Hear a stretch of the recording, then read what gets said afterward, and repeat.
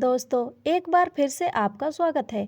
कहानी के पिछले भाग में हमने पढ़ा था कि अगर मैं उसकी शादी चिंता के साथ कर देती तो आज वह कितना खुश होता। अपने बेटे की हालत की जिम्मेदार सिर्फ मैं ही थी। मेरी वजह से उसकी आंखों में इतने आंसू आए थे। और फिर उसके बाद समीर दुबई चला गया। अब आगे। लेकिन मैंने चिंता की तलाश जारी रखी। मैंने चिंता के सारे रिश्तेदारों को भी कह दिया था कि अगर आप लोगों को कभी भी चिंता के बारे में कुछ पता चले तो मुझे ज़रूर बताना। पर अजीब बात थी कि किसी को भी उसके बारे में कुछ पता नहीं था कि आखिर वह लोग कहाँ गए। उसके बाद मैं हर सोमवार को उस बाबा के पास जाती थी। मैं चाहती थी कि किसी तरह चिंता मुझे मिल जाए।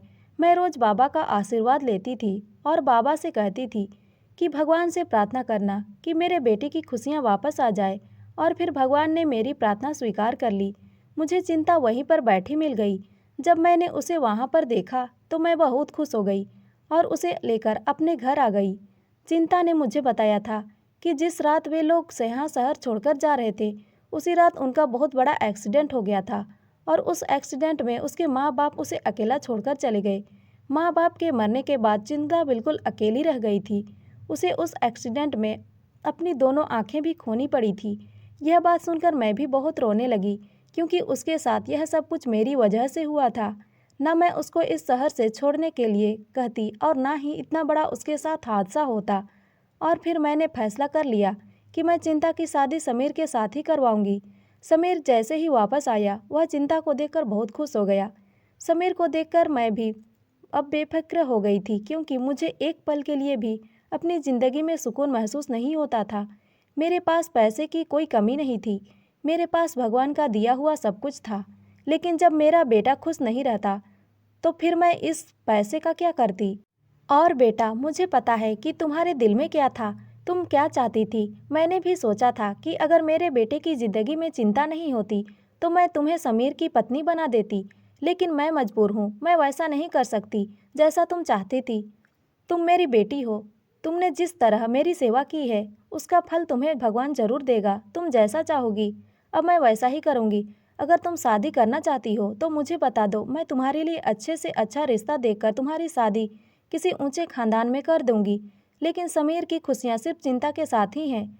वह तुम्हारे साथ कभी भी खुशी खुशी ज़िंदगी नहीं गुजार सकता था। मेरी सास ने मुझसे कहा, मेरे पास जितनी भी दौलत है मैं अपनी आधी दौलत तुम्हारे नाम कर दूंगी।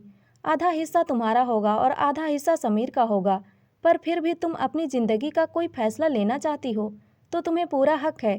तुम जो भी कहोगी मैं वैसा ही करूँगी। अपनी सास की सारी बातें सुनकर मुझे उस समय एहसास हुआ कि मैं जो कुछ भी सोच रही थी वह बहुत ही गलत था।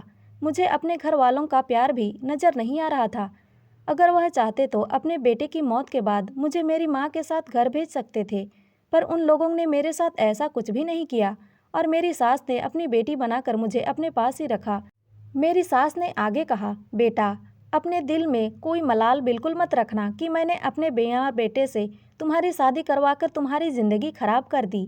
मैंने अपने बड़े बेटे की शादी तुम्हारे साथ इसीलिए की थी क्योंकि डॉक्टर ने मुझे उम्मीद दिलाई थी कि मेरा बेटा ठीक हो जाएगा। मैंने उसकी शादी इसीलिए की थी कि इस तरह उसकी ज़िंदगी में कुछ खुशियाँ आ जाएंगी और वह ज़िंदगी की तरफ लौटने लगेगा। उसके अंदर जीने की उमंग जगेगी। लेकिन मुझे क्या पता था कि उसकी ज़िंदगी बस इतनी ही थी। मैंने उसी समय अपनी सास को कह दिया, मम्मी जी, अब मैं अपनी पूरी ज़िंदगी आप लोगों के साथ ही गुजारूंगी। इस घर में मुझे जितनी खुशियाँ मिली हैं मैंने तो कभी सोचा भी नहीं था कि मेरी ज़िंदगी में भी कभी खुशियाँ मुझे नसीब होंगी। आपने जितना मुझे दिया है मेरे लिए तो यह भी बहुत ज़्यादा है। मुझे अब भी और ज़्यादा की इच्छा नहीं है। मेरी सास ने मुझे गले लगा लिया और मुझसे कहा, तुम मेरी बेटी हो, हमेशा मेरी बेटी ही रहोगी। अपनी सास की यह बात सुनकर मुझे बहुत ज़्यादा खुशी मिली थी।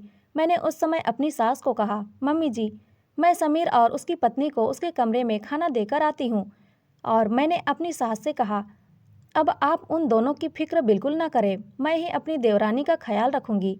उसकी आंखें नहीं है तो क्या हुआ, मेरे लिए वह मेरी बहन जैसी है। मैं उसको कभी भी इस बात का एहसास नहीं होने दूंगी कि उसको कुछ भी नज़र नहीं आता। मैं उसका बहुत ही ज़्यादा ख्याल रखूंगी। मेरी सास ने मेरे सिर पर हाथ रखकर मुझे आशीर्वाद दिया और कहा, मेरी बेटी, मुझे तुमसे इसी बात की उम्मीद थी। जब मैं खाना लेकर समीर के कमरे में गई तो वहाँ 3 और डॉक्टर बैठे हुए थे और समीर उनके साथ चिंता के बारे में ही बात कर रहा था। वह कह रहा था, मैं जिस लड़की के बारे में आप लोगों को बताता था वह यही लड़की है, चिंता, जिससे मैं बहुत मोहब्बत करता था। और आज भगवान की कृपा देखो कि चिंता मुझे मिल गई है। उसका साथ पाकर मैं बहुत ही ज़्यादा खुश हूँ। मुझे तो अपनी किस्मत पर विश्वास ही नहीं हो रहा कि मुझे मेरी मोहब्बत मिल गई है। समीर के डॉक्टर दोस्त चिंता की बहुत ज़्यादा तारीफ कर रहे थे और वह तारीफ के काबिल भी थी, क्योंकि चिंता बहुत ही खूबसूरत लड़की थी। समीर के दोस्त जो डॉक्टर थे वह समीर से कह रहे थे, तुम चिंता को दुबई लेकर आओ, उसका वहाँ ऑपरेशन करवाएंगे और फिर चिंता की आंखें वापस आ जाएंगी। यह बात सुनकर मुझे और भी ज़्यादा खुशी हो रही थी कि उसकी आंखों की रोशनी एक बार फिर से वापस आ जाएंगी और फिर हम दोनों देवरानी जेठानी इस घर में खुशी खुशी ज़िंदगी गुजारेंगे। तो दोस्तों, ये कहानी आपको कैसी लगी कमेंट करके हमें ज़रूर बताएं